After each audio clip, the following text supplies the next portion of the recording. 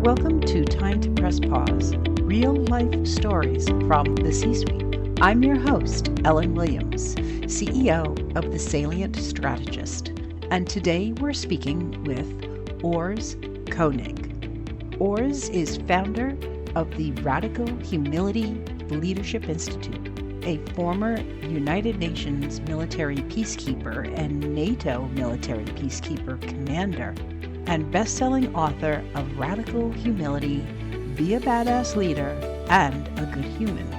He holds a PhD in geography and a Master of Science from the University of Zurich, Switzerland, and an MBA from the Australian Graduate School of Management. A seasoned executive coach and keynote speaker, he has more than 3 decades of experience helping hundreds of leaders and dozens of executive teams unlock new levels of achievement across 4 continents. Urs, it's a pleasure to have you here today on Time to Press Pause. Thanks for having me. I'm looking forward to the conversation. Oh, so am I. You and I connected a little while ago and you had some scheduling issues, so we recorded this a little later in the year.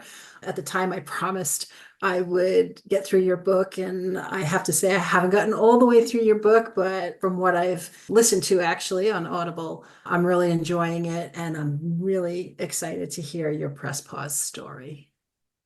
Absolutely. So my press pause story is actually the story I also tell in the book, which is my decision to pause or take a time out from pretty much my whole life and rejoin the military at 50 to serve as a peacekeeper in the Balkans and for the UN in the Middle East. So if I may, I have to wind back a little bit, why I did that and how I came to that.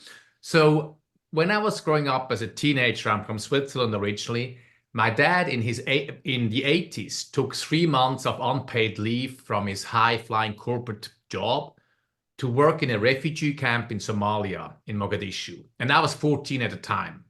And it really inspired me as a 14-year-old to see my dad taking a time out from his job. And a lot of, in the 80s, a lot of his business friends were sort of making fun of him. Like, what are you doing? And why would you do that? But it really inspired me and actually led me to study geography. So my degree is actually in geography because I wanted to get into what was back then called overseas aid work. But then for a variety of reasons, I never actually ended up in the field. The PhD then I wrote was in tourism research. The professor who did the overseas aid field was not my cup of tea. I was skiing competitively. I started my business career. I started to have a family, lots of other interests. But always in the back of my mind, I had this thing I want to do meaningful international mission work. And when I say mission, I don't mean religious mission, meaningful international work. And Ellen, how some people window shop for cabins on the lake or cabins in the woods or in the mountains their whole lives, never actually follow through. I window shopped for jobs in this field. Every 3 years, I would half-heartedly maybe apply with the Red Cross or Médecins Sans Frontières or something like that. But then a few things happened. My dad, who I was very close to, not only was he inspiring to me as a child, but we, shared many outdoor adventures together over the years, passed away, and I was approaching 50, and I pressed pause. For the first time, I really pressed pause and said, you know what? I'm next. That's a bit morbid, but literally, the runway is not unlimited anymore. What are the things I don't want to look back on and say, I wish I would have? And doing meaningful international work was one of those things. And so then actually for the first time I was 48. I took 2 weeks and actually researched the field in depth. And, I'm almost 50. I have no meaningful experience in the field. I wanted to make money. I didn't want to volunteer because as a volunteer, you're often not valued because you're a volunteer. I wanted some responsibility. And so I researched NGOs here in Switzerland, government organizations, whatnot. Then I found peacekeeping.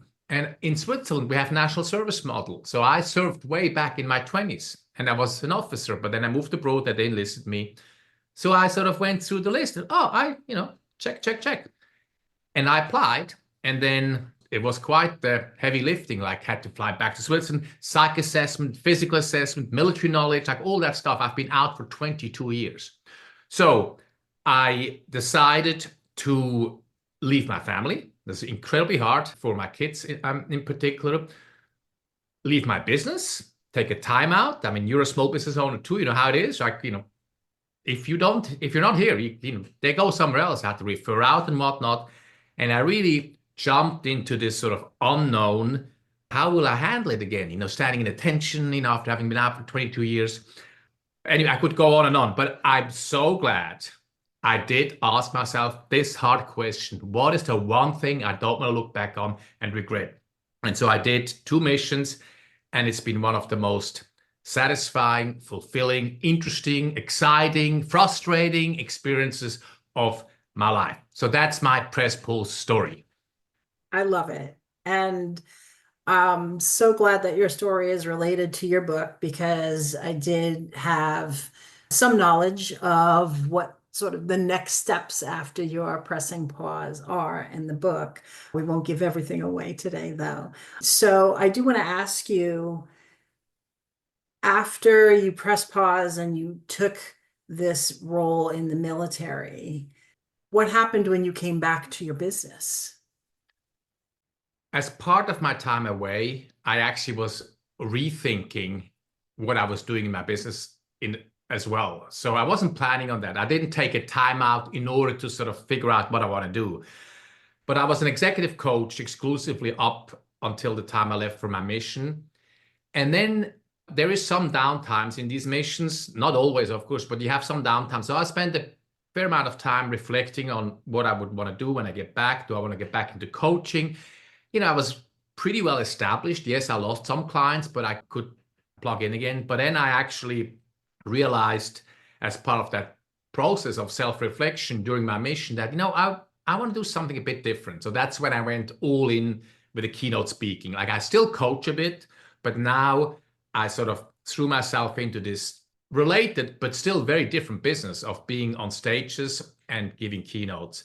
And so I actually, I guess, pressed pause yet again and sort of, or stopped the coaching and reoriented my business. So the time away gave me a much needed perspective too about what I still wanted to achieve professionally. So it was not an intended goal, but it was a welcome, not just a side benefit, a huge benefit actually. So that's what happened. Interesting. So it wasn't planned. You had a specific reason to press pause, and it allowed you to explore another path. I had a recent podcast interview where she said she pressed pause on the way she usually did things because she had gotten advice on maybe doing it differently. So she pressed pause on her normal routine and did something differently, and it really worked out well. Sounds like you almost had a similar experience, that you stopped doing your coaching and that opened the door for you to explore something new. Now, with your speaking, how are you implementing what you learned during your reflection? Well, there's a tactical level in terms of, how do you build a speaking business and whatnot. Like, that's maybe less interesting, but I think the bigger learning from the whole experience, the twice pause, if you want, like going on a peacekeeping mission in the first place, which was really, that was really the big pause. Frankly, coming back and reorienting my business around the speaking, it's, a heavy lift, but leaving your family for almost 2 years, that's the big lift.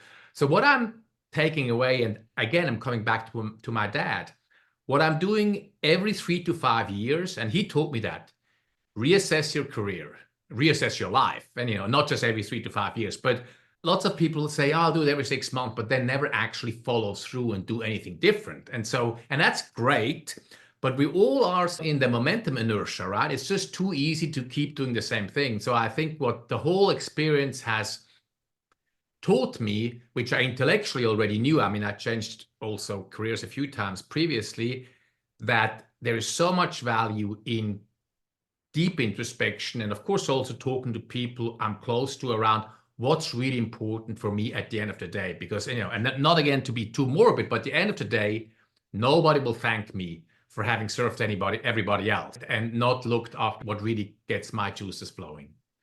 I do like what you said. It's too easy to keep doing the same thing.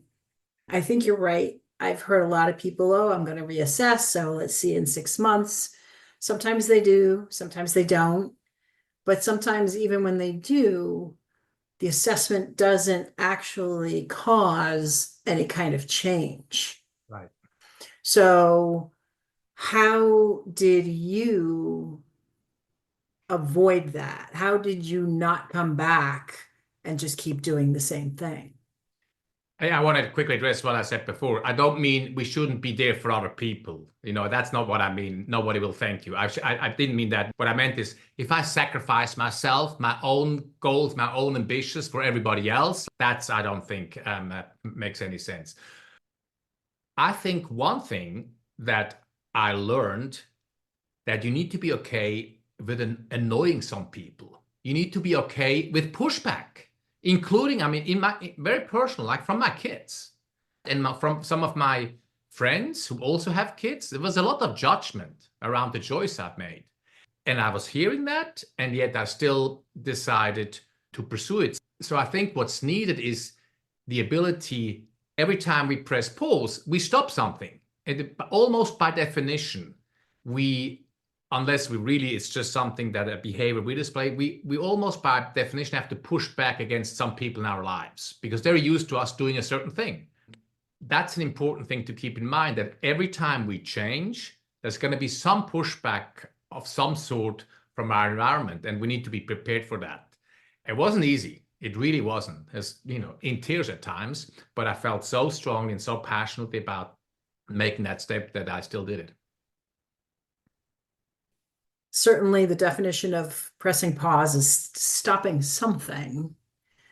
And that is going to cause pushback, even something small like, wait, you're not doing that anymore. Why aren't you doing that anymore? And then you take it to the next level where you push pause, you stop something, and then you really stopped it forever and moved to something new. And we do keep going back and forth between your pausing basically your whole life to do this peace mission that you had contemplated for almost your whole life, really. Yeah. And then the pause that came after it as well. Did you find you got pushback when you came back and everyone was like, wow, you're finally back? And you said, yeah, but I'm not going to do what I used to do either. A little bit. Like that was much less of a pushback because I was gone by then. So this would have been clients, right? Former clients who were looking forward to working again together. Very little. Part of it is also my own self-talk, and I'm a totally open book, by the way. Like we all have that. We have our gremlins. I have them. You have them. We all have. Who are you anyway that you think you can just start a new thing? And so it was pushback within myself, actually, primarily to lean into something that was uncomfortable to some extent. Once I started to really study the speaking business, and I'm not talking just motivational rah-rah speakers, but thought leaders who have substance and can deliver on stage, and by the way, have a well-oiled marketing and sales machine behind them, like that is impressive. The best in the business do an outstanding job. So I was sort of having a little bit of, who am I to think that I can actually go down that avenue and be successful? So it was more pushback within myself, I guess. I have to say, I'm a little surprised to hear that, especially since you had such success in your mission and success in just getting to that point, in addition to it being 2 years. And then your self-talk doesn't have the level of confidence you would expect coming on the back end of that. I think there's a really great point you're bringing up, but we often fall into this transfer fallacy because we think we're great. For example, lawyers or doctors, we also think we're great leaders simply because I've had success in my past business and I've been a valuable peacekeeper. Doesn't mean then also I'll make a great speaker. So I think that's the first thing. The other piece, this is very philosophical. I actually believe the most successful people have always a little bit of self-doubt in them. There's a little bit of the gremlin, and that makes them work their butt off, push themselves to the limit. And so we don't want to pathologize that. So it needs to be a healthy, in inverted comma, self-talk. It can't be self-destructive, of course. But no, I definitely, and I still have that. And I probably will take that to my grave. At times it's a pain, but I can certainly manage it. It keeps pushing me. And then if it becomes unhealthy, then I can recognize it and, and center myself and deal with it. Oh my God, this is much deeper than I thought, Ellen. I love it. Thank you. You're right. Managing self-talk is a skill that is required, I think, for success, because it can take over for sure. And if you're not present to hear, wait, that's not the way I really feel, and I'm going to move past that or over it or just ignore it because I'm on this path, and this path is where I need to be. Self-talk, yeah, is definitely. I was going to say I think something everyone struggles with, but I'm going to say I think it's something that everyone deals with. So yeah, pushback from yourself is part of the rhetoric. Given all your experience, and you've shared a great deal here, what advice would you have for a CEO or a leader when it's time for them to press pause? How can they recognize that? Well, I mean, recognizing lots of symptoms, the things we think of immediately, like we're not really engaged anymore, if we're honest. We have to drag ourselves out of bed. But I think preempting that is really being disciplined with yourself around very honestly and regularly assess where you're at with your life, your career, your family. Do a real honest self-assessment and then ask yourself, is this the path I want to continue to be on or not? And we can do this by ourselves, journaling, or we can do it with a professional, a coach, a mentor, even a therapist. But I think that is what's needed. Deep introspection and really digging deep within ourselves. That's what's required in my book. And that would be the pause, would be pause to assess. Yeah, sorry, pause to assess, exactly. And then maybe you come to assessment, I don't need to stop anything. Everything is great. Most likely, just throwing this out, most likely there are things you want to change. And so then actually committing to changing them and again, expecting some pushback of some sort. So be honest with your assessment and expect pushback and be willing to overcome that with whatever tools, tactics are at your disposal.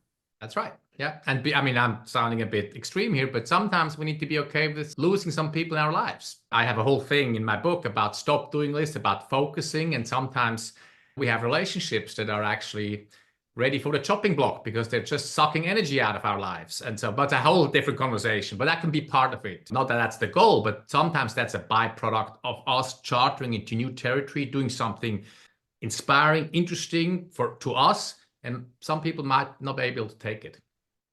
Yeah, that's a tremendous revelation, I think, when you identify that you want to move in a certain direction and through an assessment or however you are viewing your life, you realize that there's a person or several people that are, the word comes to mind is toxic, but just they're not going to be the right people for you to have in your life in order for you to achieve what you want to achieve.